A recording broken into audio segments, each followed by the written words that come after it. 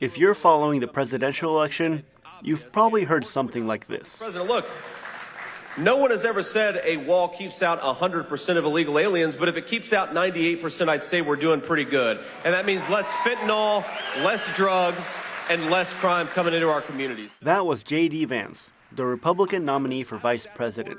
And you'll hear similar rhetoric from politicians right here in San Diego. Two other things that are very important that are concerning about the border and how people are just able to walk across the border and get here.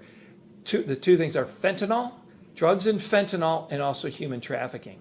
That was Republican San Diego County Supervisor Jim Desmond. For years, politicians, mainly Republicans, have drawn a clear line between the country's fentanyl epidemic and illegal immigration.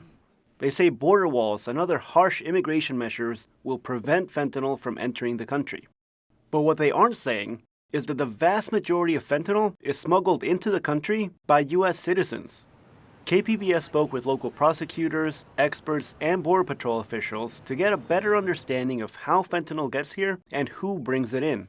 80% of the people who we prosecuted and convicted, and by we I mean the federal government, 80% of people convicted in 2023 of drug trafficking offenses were U.S. citizens.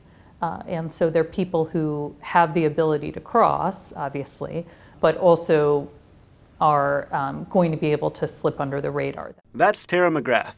She's the U.S. Attorney for the Southern District of California. The narrative that it's the illegal immigration or asylum seekers or people who are coming to the United States because they're fleeing violence and they happen to also have a baggie of fentanyl in their backpack as they're trekking through the desert. That narrative is a dangerous misconception because that's not who we're seeing. Federal records show that more than 90% of all fentanyl, cocaine, heroin, and meth is seized at legal ports of entry or at border checkpoints on major roads already inside the U.S.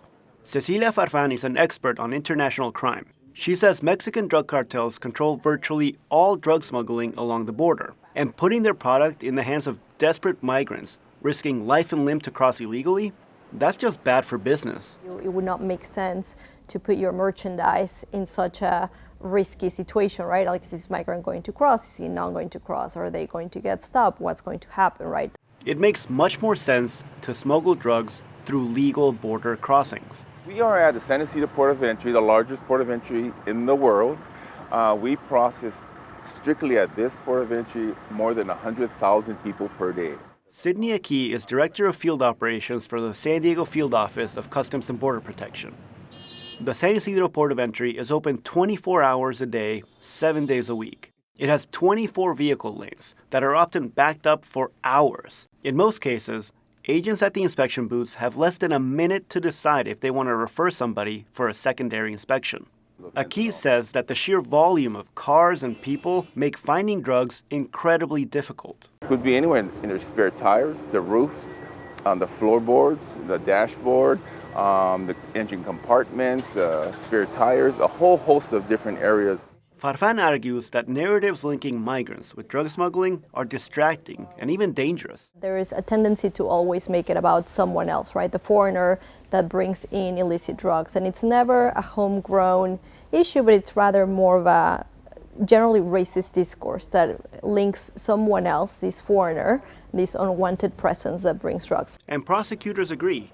McGrath says that blaming migrants shifts the focus away from the people who are really behind the fentanyl epidemic. When I talk about a dangerous misconception, it's placing the responsibility and the kind of target of drug smuggling on economic migrants. That's not who's doing it.